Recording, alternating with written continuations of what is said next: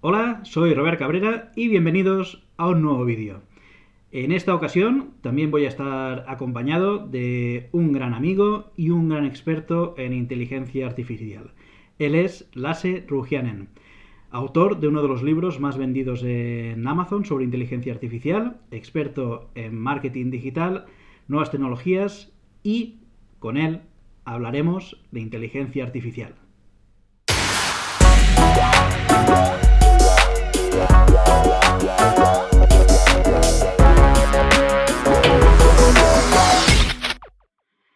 Hola Lasse, ¿qué tal estás? Hola Robert, muy bien, gracias. Bueno, contigo es obligado hablar de inteligencia artificial. Aparte de que, bueno, tienes uno de los libros más vendidos en Amazon sobre inteligencia artificial y la verdad es que, aunque estemos así un poco hablando varias veces sobre inteligencia artificial, parecía que era una cosa como muy lejana, ¿no? Muy de que eso, bueno, ya vendrá. Pero con esto del confinamiento y los cambios que hemos sufrido en estos 3 meses, da la sensación de que se ha acelerado un poco. ¿Ha llegado la era de la inteligencia artificial? Sí, y gracias por la invitación, Robert. Bueno, es interesante pregunta y podemos decir que sí ha llegado y todo lo que inteligencia artificial es como una cosa que ayudan a las máquinas y sistemas a tomar como decisiones autónomas y ayudar mucho el trabajo de los seres humanos. Pero podemos también mencionar antes la transformación digital y digitalización, ¿no? Entonces, todo esto ha venido de golpe, digamos, ¿no? Por ejemplo, universidad donde yo doy cursos en Finlandia lleva años y años ya preparándose para que los profesores puedan hacer más clases en online. Yo también he dado clases para los profesores de cómo crear un curso online durante muchos años, etcétera. Pero en muchos países no han hecho esa formación y en un día tenían que ir de no hacer nada online, de hacer todo online, ¿no? Y casi lo mismo en toda la sociedad, ¿no? Entonces es un cambio drástico y podemos decir varias cosas. Podemos decir que en el futuro la sociedad va a necesitar inteligencia artificial y tecnologías similares mucho más que antes, porque no podemos enfrentar los grandes desafíos que nos esperan. Y al mismo tiempo, las empresas no pueden funcionar sin digitalización, transformación digital y inteligencia artificial, ¿no? Y lo que tú y yo hemos hecho, que es el marketing digital, por ejemplo, un ejemplo de un negocio local en tu ciudad, por ejemplo, donde vives, si antes usaba, por ejemplo, tenía un negocio local, pero también utilizaba Instagram para crear su comunidad y comunicar con sus clientes, hoy en día está en una situación mucho mejor que otro negocio que no ha hecho nada online. Entonces, digamos que es muy bueno para los que han hecho algo digital, pero al mismo tiempo es como muy drástica y sumamente malo para los que no han hecho nada online y digital. Y al mismo tiempo, como sociedad, necesitaríamos ayudar en esta gran crisis, porque una crisis que tenemos es ahora crisis sanitaria, luego viene crisis económica y simplemente el hecho que mucha gente se han quedado parados y muchos en España estamos con lo que se llaman ERTES, pero muchas empresas no pueden simplemente seguir. Y eso quiere decir que hay mucha gente en desempleo que tienen que encontrar nuevo trabajo y si tienen un perfil que no pueden trabajar por Internet es un gran desafío, ¿no? Etcétera. Bueno, he salido un poco de tu pregunta quizás, pero sí, tenemos grandes retos y la inteligencia artificial y transformación digital es la respuesta correcta para esto. Claro, exacto. Eso y cómo a los pequeños comercios, porque claro, da la impresión de que la inteligencia artificial sea una cosa como inaccesible, ¿no? Siempre piensas con robots, con cosas, pero claro, como tú comentabas ahora muy bien, los pequeños comercios y gente autónoma hemos tenido que pasar a trabajar en casa, ya no me ves, con mi salón de fondo, y claro, tenemos que aprovechar las nuevas tecnologías, pero claro, estos comercios pequeños que tienen, que viven realmente del acceso al público a su interior, que ahora no pueden entrar igual, aunque la desescalada está haciendo que ya puedan pasar, pero bueno, hay muchos cambios, no pueden entrar de golpe, hay que desinfectar, hay que hacer... realmente, ¿qué pueden aprovechar de la inteligencia artificial para beneficiarse? Claro, es buena pregunta. Quizás podemos decir que pueden aprovechar las plataformas donde pueden indirectamente usar inteligencia artificial.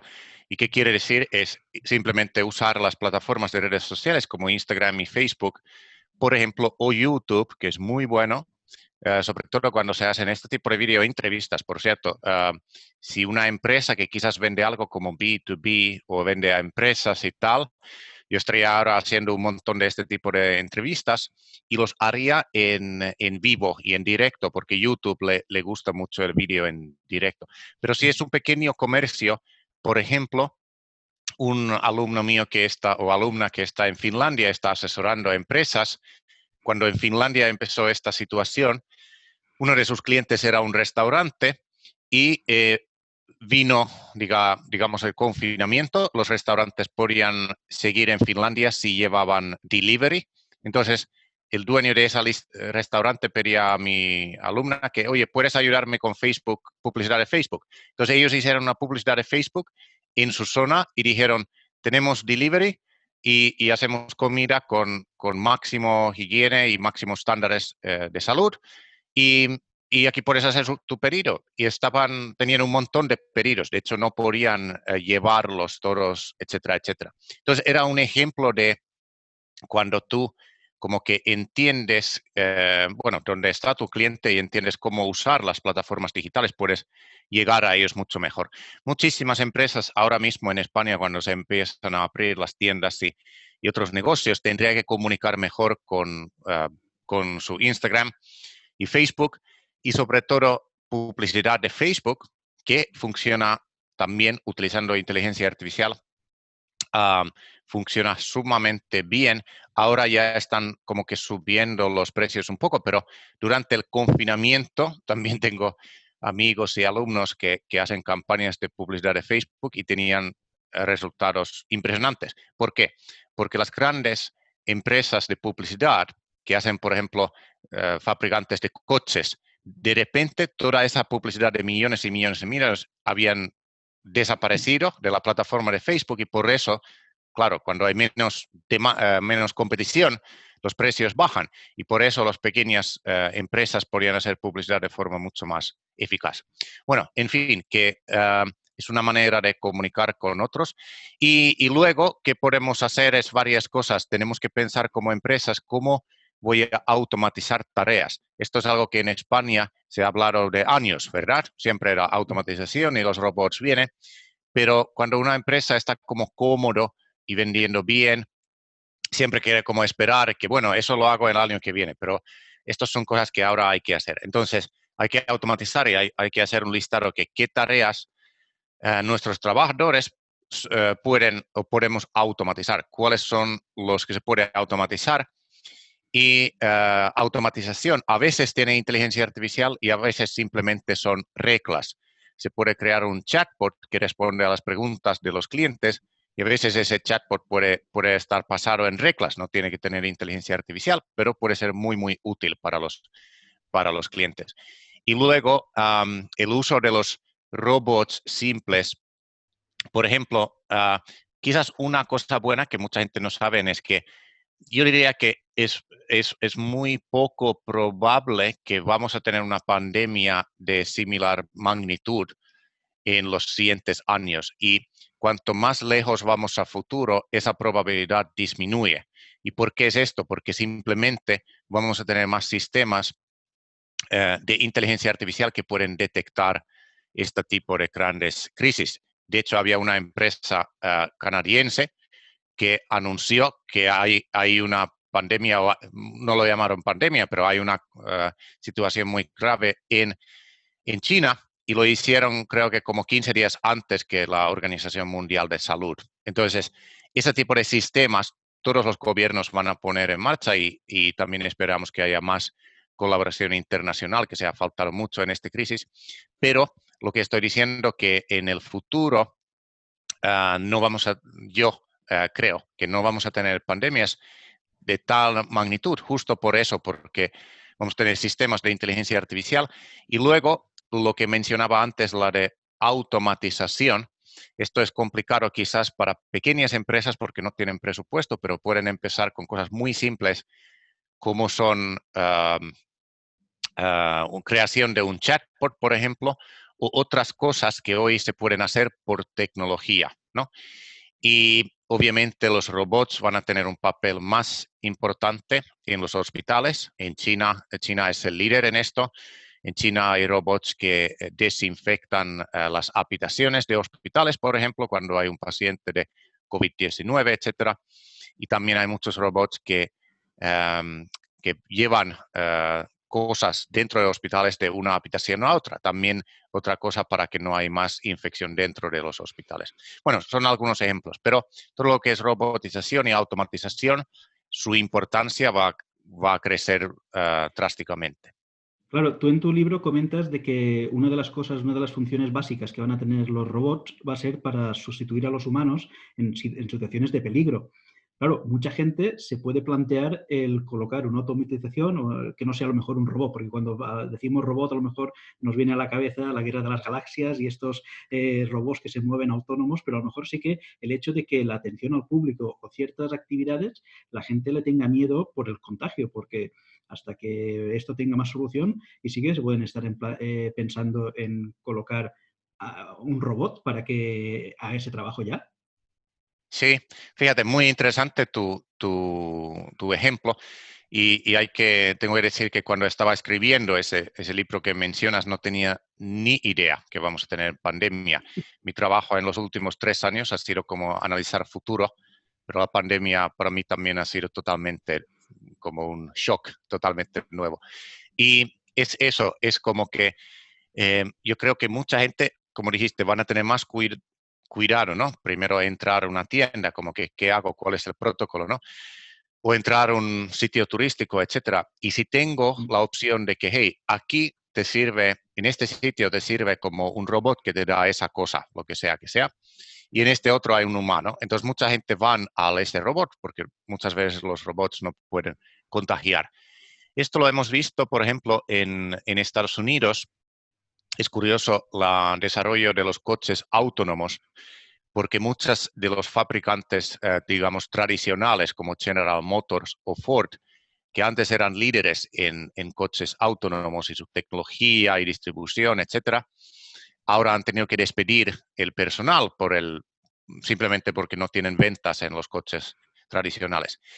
Pero empresas como Tesla, etcétera, tienen bastante éxito y lo que se prevé es que en el futuro, por ejemplo, en Estados Unidos, en breve vamos a tener servicios de taxis autónomos, ¿no?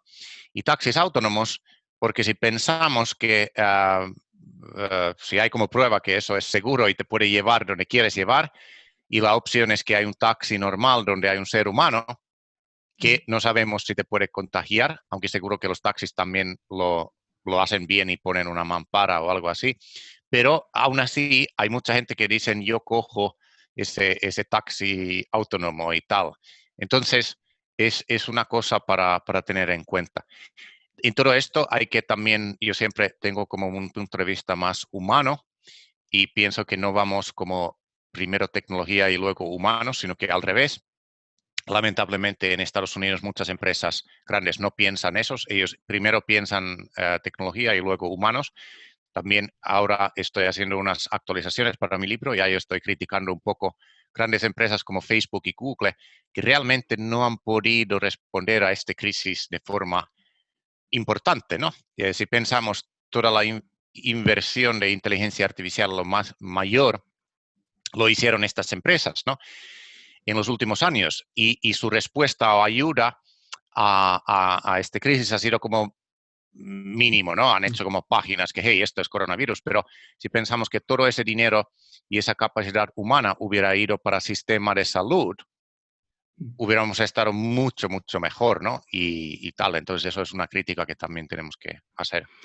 Sí, porque yo creo que también, de una forma, porque yo creo que eso nos mueve el miedo.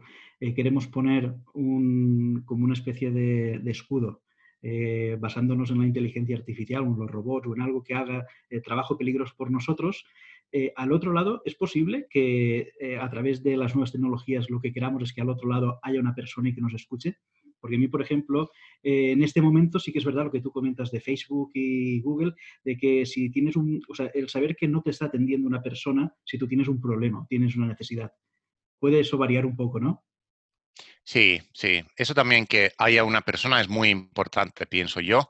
Las grandes empresas, por ejemplo, en mi país natal, Finlandia, que hacen chatbots, hacen justo así, que siempre puedes como hablar con un asistente virtual si lo haces por la noche, pero si quieres hablar con un ser humano, lo puedes también hacer. Y eso es muy importante. Yo como consumidor también lo quiero, ¿no? Y también como seres humanos necesitamos esa cercanía con otros seres humanos. También hay que decir que en esta crisis también vamos a tener muchas consecuencias que no se han tomado en cuenta y no estamos preparados. Por ejemplo, muchísima gente van a sufrir de aislamiento social y depresión y soledad, etcétera, etcétera. Y por eso también es importante que se hacen, no sé, cosas como, no sé, como hablar con un vecino fuera, obviamente aquí en España, bueno, en todos los países habría que usar mascarilla. Yo lo empezaba a usar ya antes que vino el confinamiento y era una gran tristeza que, por ejemplo, aquí en nuestro país, España, el gobierno tardaba tanto para recomendarlo. Pero para darte un ejemplo, estando en aire libre y hablando con tus amigos, es una actividad muy recomendable, ¿no? Si solo hacemos todos con tecnología y todo con inteligencia artificial, no vamos a ser muy felices en futuro. Habrá que humanizar la tecnología. Sí, totalmente. Y hablando de humanizar y todo eso, pasamos porque, bueno, otro problema que tenemos los padres es en la educación.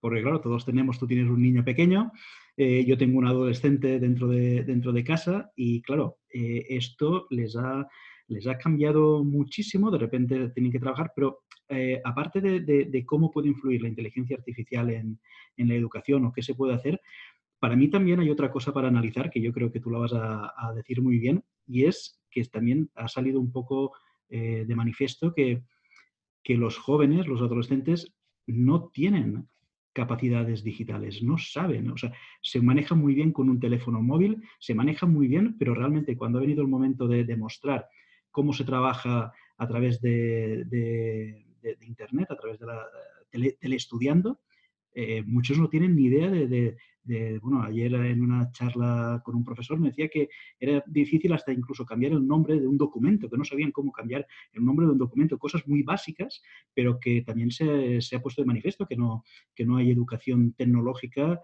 para nuestros jóvenes y eso, hacia el futuro que tú nos describes, vamos, es un fracaso. Sí, y yo añado ahí a tu análisis que es un gran fracaso y muy triste fracaso. Entonces, sobre todo nosotros padres tendríamos que estar más conscientes en eso. Por ejemplo, es muy triste ver en las calles de Alicante, cuando voy, y hay niños que van en el carrito y están mirando el móvil todo el rato, o sea, todo el rato. Es muy triste y también eso impide el desarrollo natural de ese niño que tendría que estar mirando árboles y pájaros y jugando y cantando y haciendo otras cosas, ¿no? Y, y también esta es como justo una equivocación, es eso que damos, como tú dijiste, móvil al niño y él ya sabe, ¿no? O ella ya sabe. Y entonces eso está mal. Y de hecho, una de las fallos en la educación es eso que no se da educación de herramientas digitales a los profesores, ¿no? Que luego lo dan a los niños. Y no se da también tampoco para los padres, ¿no? Que tendría que entender cómo el niño aprende. Por ejemplo, dar un ejemplo es, se sabe más o menos como que, o muchos padres entienden que cómo un niño aprende a hablar, ¿no? Aprende escuchando, y seguimos hablando y aprende a hablar, ¿no? Entonces, pero nadie les enseña cómo aprende cosas importantes de tecnología, ¿no? Y tal. Y también quería destacar aquí, ya que hablamos de este tema, y me recuerdo que hemos hablado varias veces, es que es muy, muy triste todavía en España, que creo que en Producto Interno Bruto, España invierte como era el doble o triple menos que Finlandia, por ejemplo, en educación. Y todas las escuelas que yo he visitado, todos son muy, muy, como edificios muy antiguas. Y se nota que es como que cuando yo he visitado escuelas aquí, noto que esta no es prioridad para España, ¿no? ¿Sabes? Aunque tendría que ser como prioridad número uno. Y esto es un gran fallo, no, obviamente, no de los padres, sino que los varios gobiernos y decisiones que se han tomado, ¿no? Y como ejemplo, digo muchas veces que si en Finlandia, que ha sido muchas veces analizado como el país número uno en educación, si los padres finlandeses y madres vendrían a España, visitaran las escuelas, ellos irían a manifestar en las calles y dirían, ¿sabes? Se paralizaban el tráfico y dirían que despertar, esto no puede ser, ¿no? Y entonces, ¿qué quiero decir? Es que una cosa es que en el nivel político tendríamos que invertir más en la educación, porque ahí viene todo. Y también lo ves en los debates políticos. Antes las últimas elecciones, ni una mención, o quizás hablaron 5 minutos de la educación, pero hay nada de profundizar. En fin, que necesitamos invertir más en eso. Y luego, lo bueno es que también hay muchas iniciativas aquí en España, hay muchísima gente y profesores con talento, etcétera. Entonces se están dando las cosas adecuadas, que es, por ejemplo, creatividad. En Finlandia, en la educación, no sé si mucha gente lo sabe, pero el clave de la educación finlandesa para los niños es que el niño sea feliz, ¿vale? Entonces mucha gente piensa que, vale, pues ahí enseñan un montón cómo, no sé, jugar videojuegos o otro gran fallo que todavía se comenta, y esto también hemos comentado muchas veces, es que en España piensan, el sistema está diseñado de tal manera que cuanto más tareas doy al niño, mejor. Claro, entonces cuanto más le doy tareas, mejor. Y eso también es otra tristeza, porque luego el niño va a desarrollar estrés de edad muy joven, etcétera, etcétera. Entonces, en Finlandia, el clave es que si el niño está feliz, y luego el paso siguiente de eso es que el niño aprende él mismo, ella misma de ser feliz, ¿vale? Que es una cosa muy complicada, incluso para muchos mayores, ¿no? Pero eso es importante. Entonces, hemos salido un poco de la temática, pero sobre todo, yo diría que a todos los padres es importante primero pensar qué hago para que tu hijo sea feliz. Porque si tu hijo es feliz y luego se desarrolla habilidades que le ayudan a ser feliz. Hay muchos estudios que dicen que, por ejemplo, si el hijo o hija hace deporte, es muy probable que su vida va a ser mejor, ¿sabes? Y si sigue haciendo deporte, es muy probable que va a tener mejor vida que si no haga deporte, ¿vale? Eh, entonces, si es una persona feliz y contenta con él o ella misma, es muy probable que luego aprende las tecnológicas que hay que aprender, ¿vale? Entonces, eso es muy importante. Al final es como conocer a uno mismo, ¿no? Y luego, también quizás decir que lo que habría que hacer aquí más es introducir, bueno, creo que se hace, por ejemplo, en Alicante hay muchas como clases de robótica, creo que en tu ciudad, o alguien lo mencionaba también aquí en Comunidad Valenciana, hay muchísimas como cursos de robótica que son buenos para empezar a entender qué es un robot y cómo se puede diseñar y tal. Y el hecho que los niños aprenden a diseñar algo, eso les abre un nuevo mundo. Y quizás cuando tienen 20 años no están desarrollando esos robots, sino que otros sistemas y otras cosas, pero por lo menos aprenden de eso. Y yo, por ejemplo, con mi hijo que tiene 2 años, no estamos diseñando robots todavía, pero intento que sea feliz, ¿no? Que juega mucho y tiene cosas de creatividad y que ríe y tal. Pero estuvimos viendo unos como programas de educación de es como una canal finlandesa, y era muy interesante que habían hecho vídeos para niños explicando qué son los robots. Entonces es una serie donde explican cómo los robots están en sociedad finlandesa, por ejemplo, en los hospitales, llevando diferentes cosas dentro del hospital por las noches. Cuando no hay humanos, hay robots que transportan cosas y así ya no, esto se hace porque luego cuando las personas que su trabajo es solo llevar cosas de un lado a otro, cuando se jubilan ya habrá robots que hacen esa tarea, ¿no? Pero estaba muy bien explicado y muy lentamente. Yo pensaba que, wow, qué buen vídeo, esto pasó ayer, qué buen vídeo y lo he guardado para mostrar a mi hijo dentro de un poco cuando él entiende qué son los robots, ¿no? Entonces, esto se hace también en una cosa buena que se hace en China, es eso que hay como un libro oficial donde los niños aprenden que, mira, esto es como que son los robots, esto es lo que son los vehículos autónomos y esto es lo que es chatbots. Entonces aprenden estas cosas que ya vienen a la sociedad. Eso sería una cosa. Quizás tú puedes hacer ese curso para la gente ahí en vuestra ciudad, pero habría que tener más, simplemente contar que estas son cosas que vienen a la sociedad para que ellos lo vean normal. Ha habido una cosa que has dicho que me ha encantado y es, si eres feliz, evidentemente, aparte de que eso es vamos, tiene que ser lo mínimo, que una persona sea feliz, ser feliz también te lleva a ser creativo, a poder ser creativo. Y ser creativo es uno de los pilares de la innovación. Entonces, al final, todo está conectado para poder ser innovador y poder ser donde sea. O sea, que al final, evidentemente, vamos hacia la robótica y hacia la inteligencia artificial, pero realmente si tú eres innovador lo puedes aplicar a cualquier sitio, es verdad. Para ser innovador, Sí, lo y base quizás es ser añado, feliz. sí, sí, excelente. Y quizás añado, eso es totalmente, y es como creatividad. Yo también miro qué juguetes o juegos puedo hacer para que el niño aprenda creatividad.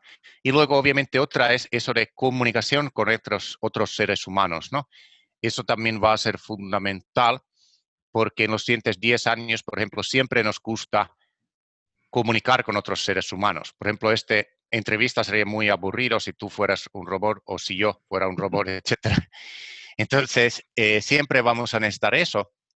Y eso también, lo que he oído de varios profesores de universidades en España, es eso que incluso quizás puedo mencionar que Senen Barro, quien es uno de los expertos números unos y tiene un centro de investigación de inteligencia artificial en Santiago de Compostela, dice que cuando él da clases de inteligencia artificial, les da como clases de cómo presentarte o cómo hablar en público, etcétera, porque no es suficiente que sabes que es inteligencia artificial, sino que tienes que comunicar muy bien en el futuro. Entonces, simplemente quería añadir ese tema de comunicar. Todo lo que es como más humano, tenemos que fomentar eso. Quizás llevar a tu hijo al circo o al teatro o a bellas artes. Todo eso es muy, muy, muy beneficioso para el futuro. Pues Lasse, no te quiero quitar más tiempo, que sé que tú estás muy ocupado. Ha sido un placer escucharte. La verdad es que estaríamos aquí horas y horas y horas, porque es verdad. Pero bueno, no quiero quitarte más tiempo, que sé que vas muy, muy liado y te agradezco muchísimo que me hayas dedicado este tiempo. Muy bien, muchas gracias, Robert. Nos vemos. Un abrazo.